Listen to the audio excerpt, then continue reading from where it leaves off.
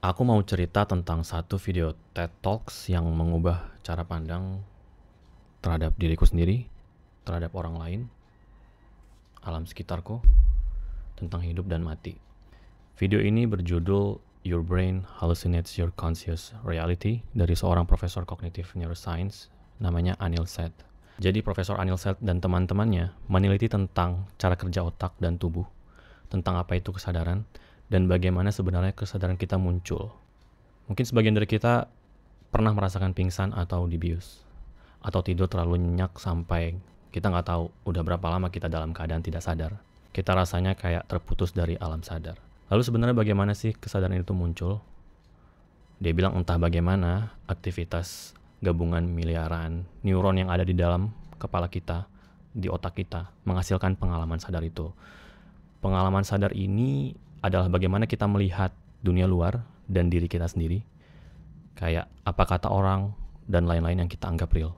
Terus dari hasil penelitiannya, dia menemukan bahwa kesadaran itu tidak ada hubungannya dengan kecerdasan dan lebih banyak berkaitan dengan sifat kita sebagai organisme hidup yang bernafas, yang punya daging dan darah dalam konteks kita sebagai manusia. Dia menjelaskan bahwa kesadaran dan kecerdasan itu adalah dua hal yang berbeda. Kita nggak perlu menjadi cerdas untuk menderita. Tapi yang jelas, kita cuma bisa merasakan penderitaan kalau kita hidup. Aku ulangin lagi. Kita nggak perlu cerdas untuk menderita. Tapi kita cuma bisa merasakan penderitaan kalau kita hidup. Hidup adalah bernafas, ya kayak kita sekarang ini.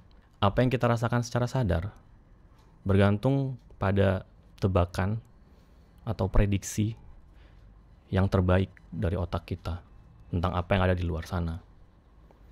Otak adalah mesin prediksi. Jadi kita bayangin dia ada di dalam tempurung kepala kita yang sebenarnya gelap dan dia nggak bisa ngelihat apa-apa dan nggak bisa ngedengar apa-apa. Tapi dia menerima sinyal-sinyal sinyal listrik dari mata dan hasil pemrosesan dari telinga untuk diterjemahkan. Walaupun nggak selalu benar, makanya kita melihat ada beberapa contoh ilusi suara atau gambar yang viral di internet. Misalnya kayak contoh ilusi the dress atau gaun yang waktu itu sempat viral, yang orang disuruh lihat itu warnanya apa, apakah biru hitam atau putih emas. Kenapa bisa begitu? Kenapa juga sebagian dari kita bisa merasa melihat atau mendengar hantu? Itu sebenarnya pengalaman kita itu terbentuk dari dalam kepala kita dan keluar juga. Jadi bukan hanya dari luar, apa yang kita lihat, apa yang kita dengar, ke dalam. Artinya informasi yang kita terima sebelumnya bisa mempengaruhi realitas yang kita bentuk. Baik bagaimana kita melihat dunia luar maupun tubuh kita sendiri, self diri kita sendiri.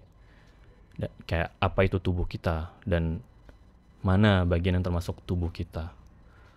Dia mencontohkan dalam satu eksperimen tangan karet, mungkin kalian juga pernah ngeliat. Jadi ada partisipan yang tangannya ditaruh di atas meja, lalu ada satu tangan karet di sebelahnya, tapi tangan yang aslinya ditutupin, jadi dia cuma bisa ngeliat tangan karet itu. Lalu tangan karet dan tangan aslinya sama-sama disentuh secara bersamaan, kayak gini gitu. Si tangan karetnya juga disentuh. Yang dia lihat hanya tangan karetnya gitu. Lalu karena dia nggak ngelihat tangan aslinya, lama-lama dia mempersepsikan bahwa tangan karet itu adalah tangannya sendiri.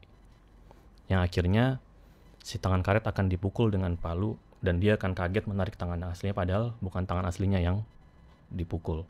Itu adalah contoh bagaimana otak kita bisa memprediksi dengan salah mana yang tubuh kita, mana yang bukan.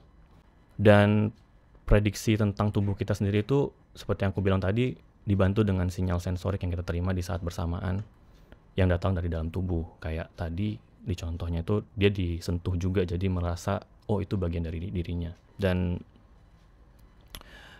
sebenarnya pengalaman menjadi diri kita sendiri yang punya wujud tubuh seperti ini itu lebih ke persoalan kontrol dan regulasi daripada mencari tahu apa yang ada dalam tubuh kita. Kita tuh nggak setiap hari memikirkan oh letak paru-paruku di sini, letak jantungku di sini, letak organ-organ di dalam tubuhku di sini. Kita nggak peduli soal itu. Beda dengan persepsi kita tentang dunia luar. Kita lebih ke, kalau dunia luar kita lebih ke soal ada apa di luar sana, posisinya letaknya di mana aja gitu. Kayak sehari-hari kita udah tahu, oke, tempat saklar lampu di sini, pintu di sini, segala macam. Itu bagaimana tubuh kita melihat dunia luar.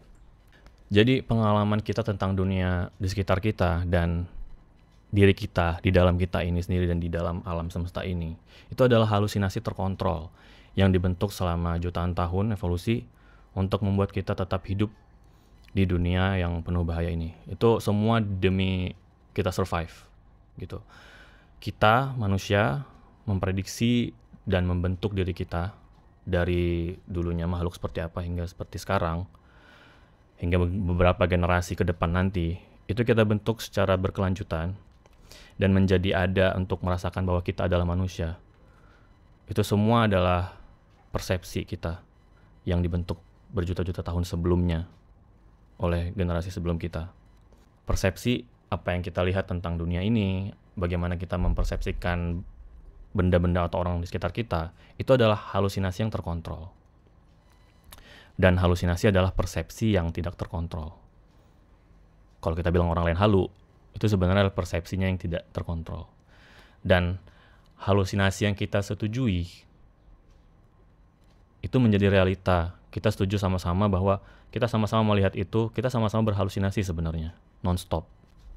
Intinya ada sebuah mekanisme prediksi non-stop terus-menerus bekerja di kepala kita tentang apa itu diri kita, apa yang kita rasakan, apa yang ada di luar sana. Itu semua terjadi di saat bersamaan dan kita yakini sebagai realita.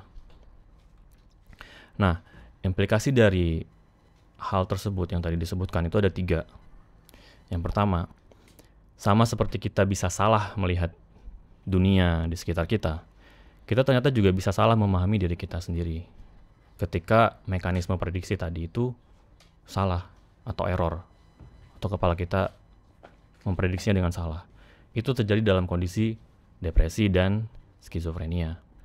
Yang kedua, apa yang membuat diri kita adalah kita dengan segala organ yang kita miliki, dengan segala penampilan yang ada. Itu berarti kesadaran kita sendiri itu tidak bisa diunggah atau diupload ke dalam sebuah mesin yang canggih, seberapa canggih pun itu. Kita nggak bisa upload kesadaran kita ke robot.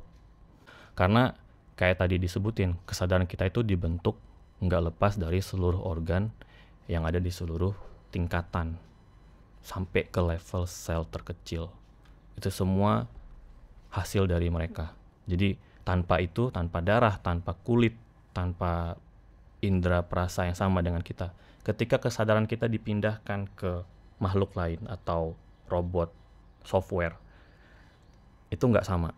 Kita nggak bisa bilang itu adalah kita dan dia nggak akan ngerasain kayak kita rasain.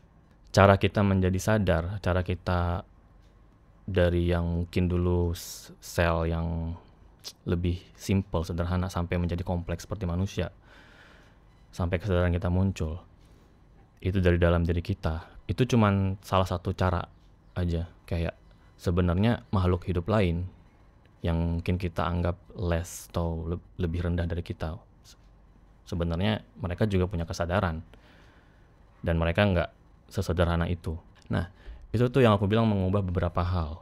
Pertama, cara kita memahami diri kita sendiri, lalu posisi kita di alam semesta, bahwa kita itu bukan pusat dari alam semesta ini. Dan itu artinya kita sebenarnya in a way terhubung dengan seluruh makhluk hidup yang ada di alam semesta ini. Dan kemudian sebagai penutup dia bilang, dengan pengertian yang lebih luas, with a greater sense of understanding, akan muncul rasa takjub yang lebih besar dan kesadaran yang lebih besar lagi bahwa kita adalah bagian dari dan tidak terpisah dari alam itu sendiri. Lalu dia bilang, and when the end of consciousness come, there is nothing to be afraid of. Nothing at all. Ketika akhir kesadaran itu datang atau mati, sebenarnya nggak ada yang perlu ditakuti. Nggak sama sekali. Coba kalian tonton video lengkapnya, linknya akan aku bagiin, dan kasih tanggapan kalian gimana.